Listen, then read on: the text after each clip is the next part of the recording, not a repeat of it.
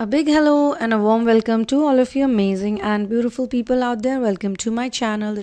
In this channeling session, we would be talking about the divine feminine ignores the masculine when he messages her only to do formal small talk. So, yes, she's ignoring him, does not want to talk to him, ignoring the masculine. And masculine could be messaging her, could be talking to her, asking for apology maybe, or they have already spoken about apology, but she didn't see any change in him. So I want to explain one thing to you guys, that this term, divine masculine and divine feminine, these two words that we keep using on and off, I need to tell you that these words, not everyone is divine feminine and masculine.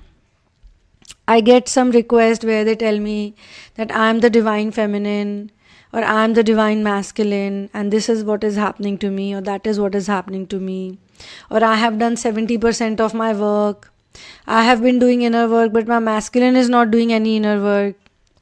So divine feminine and divine masculine, to become divine feminine and divine masculine, one needs to go through a very deep process of transformation. Very deep process of transformation, my friends.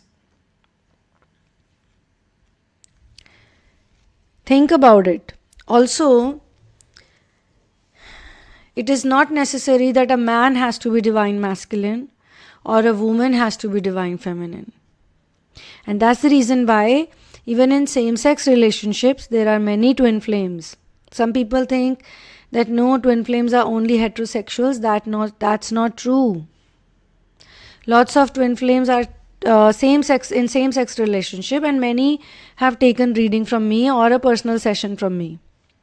Not everyone takes reading. Some people take personal session. They just want to talk to someone. They just want to connect with somebody, share. They want to share their story. They want someone to hear them out. So here what is happening is that when the masculine made a contact. Okay, now what is this channeling? I'll tell you what situation is in this. Masculine made a contact after some time and he connected with her and she said, okay, fine.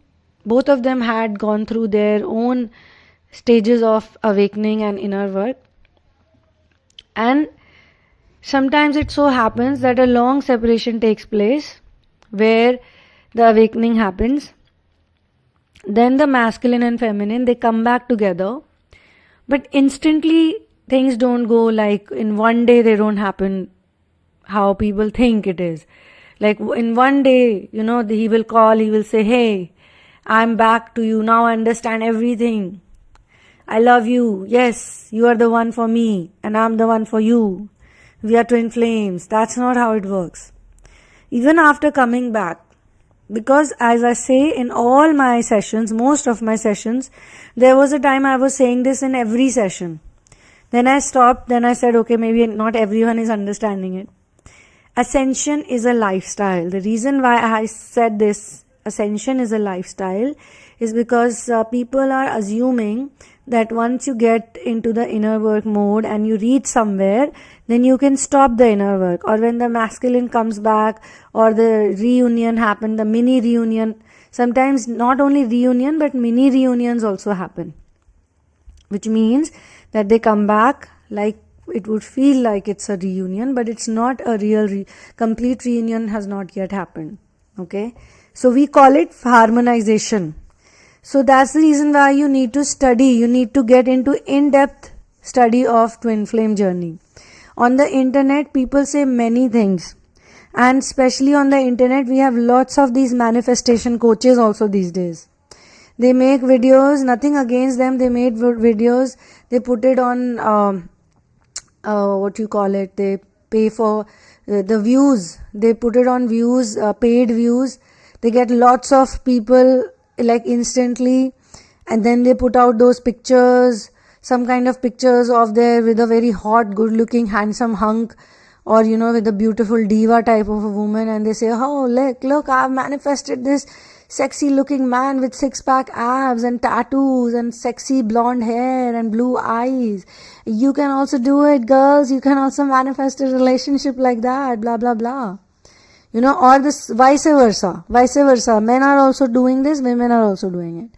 So, well, let me tell you that you can get into a relationship. Getting into a relationship is not a big deal for a twin flame or anyone in today's day and age. You go to any dating application, you go to any website like that, you can get into a relationship right away. And then you'll have to maintain it. You can maintain it, based on the demands of the relationship, if you really have to do that. Okay? But that's not the point of this journey. Twin flame journey is a journey of transformation. It's a journey of finding true love. And it's a journey to understand that you need to be happy individually, independently. There are so many people who get married every now and then, but are they happy? There are so many people who are in relationships. Are they happy? If that was not the case, why would they be breaking up? Why would they be getting into separation? Why would they be getting divorces? And my friends, there are even twin flames where the twin flame partner has already crossed over from the physical realm. If you read my book In the Name of Love, out of the 5 stories, one of the stories is about that type of a couple, where one of them crosses over and then the other one who's left behind, they have to do an inner work and then they go through their awakening process and then they'll have a reunion. They have a reunion even after physical death has happened. So, right now you have just stepped into the twin flame universe. You have just started figuring things out. It's a very deep journey. It's a very beautiful journey also. Okay. So in this case, the masculine comes back, apologizes. Okay, fine. We did not speak for a long time. I'm sorry. I hurt you. Even if he doesn't say I hurt you and all, he just says, okay, I'm sorry. I had my own situation. I went through these many problems and blah, blah, blah. She says, okay, she accepts him back. But she does not see him doing much. Or she is able to bring him back. Okay. And she's also able to put it stable now. Like basically earlier what was happening, he was coming and going. He was fighting with her. They were fighting to each other, accusing each other. All of that was happening. So during the separation phase, she realized that this is no good, all this blocking and running away and going away. What's the point of this? It's such a futile. Then we have an argument, then we get upset, then there is a phase of disturbance, and then again. So this time she said, I'm not going to argue with him. I'm not going to get into a discussion with him.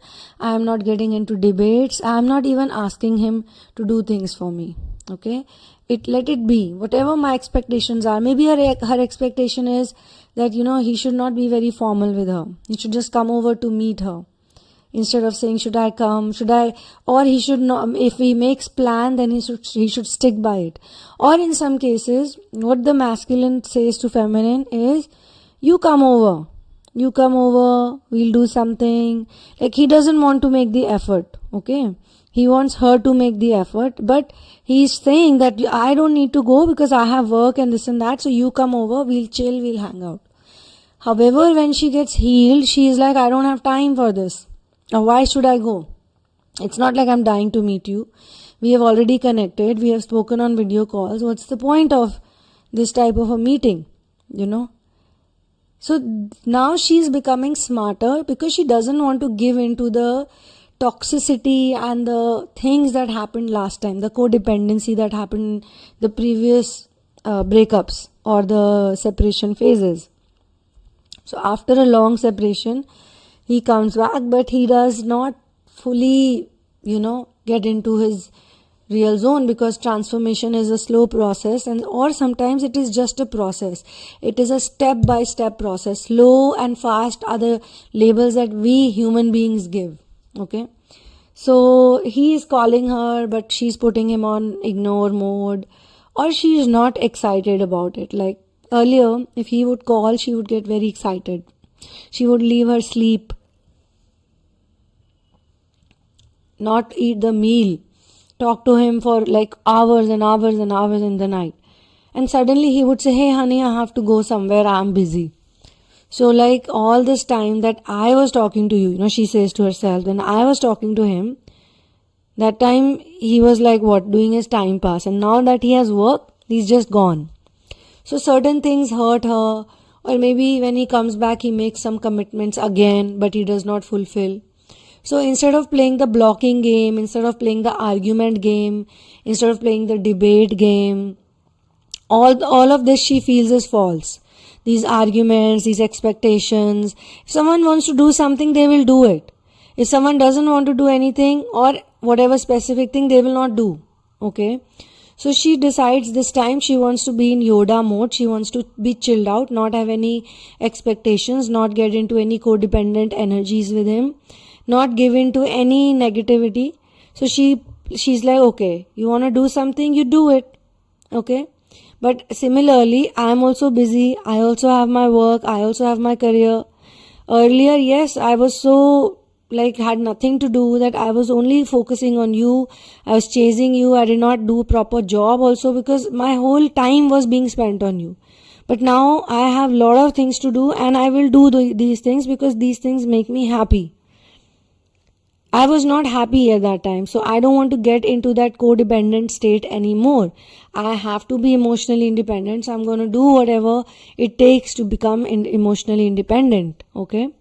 So he is now feeling irritated because he's like, okay, this and that. And also sometimes what happens is that the masculine, when they do this harmonization phase, is not runner and chaser dynamic. Because in runner and chaser dynamic, the person is chasing or running. There's a game being played which is followed by long-term separation. And many phases of runner-chaser dynamic happen, okay? So they are basically harmonizing with each other. So both of them don't want to block or don't want to fight, don't want to do the ghosting games and all, but they still do it in a subtle way. However, this time it is to figure out what both of them are going to be happy with. And they are trying to reduce their ego. They are trying to come into balance. And this is also the time when they keep trying other things out also. Like at the same time, while they think that, okay, we should come back and we should be in truce mode, we should be in peace mode, and we should not fight again, because both of them realize that going away from each other doesn't make sense. They have tried this route out, they were away from each other, but they missed each other. Now the feminine also has to understand that she has to be completely independent. She cannot think that, okay, this work, maybe it's mission, maybe it's some project, maybe it's some business, or it's anything they are building up together. She has to get out of that zone that he has to be there with me. She has to set up everything. From the paperwork to the production to the resource management to everything, to the work delegation. If she is one-man army, then as one-man army, whatever is needed to be done, she has to do it. Now, it is also a fact that the divine feminines, they awaken first. Most cases, like 70%, 80% cases, it is always the DFs who awaken first. And then the masculine follows. Now, some of you will ask, why this is so? Why this is so? In my opinion, it could be 50% also, 50 this, 50 that.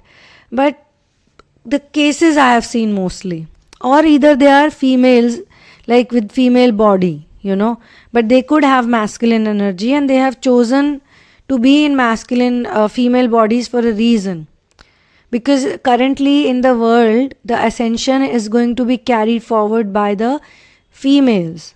The feminine energy is on the rise and the masculines will serve the feminine energy. That's the format of this ascension. Every time the ascension happens, from ascending Dwapar Yuga, ascending Dwapar and ascending Treta, it is the feminines who take the flagship. And when it is descending Dwapar and descending Treta, it is the masculine, the men. Men take the flagship, and this time the females take the flagship. So that's the reason why I said that divine feminine and divine masculine are labels which most people don't understand. They think that they are feminine, they think that they are masculine, but they are not, they may not be. And that's why I have come up with this different, very unique type of reading, which is Vedic astrology reading. It's a twin flame specific reading where we can find out what energy you have. what energy you have, what type of life purpose you have, why are you on planet Earth, what could be your mission, what is your human design code, many things, very deep reading it is. But it's like people should focus on this only, that how they can heal, because if they will heal, if you are on this channel or if you are the one doing this type of spiritual research work, then it's you who needs to heal. Forget about what the other person has to do or not do or do, whatever it is. You don't think about that, okay? Then you will be successful.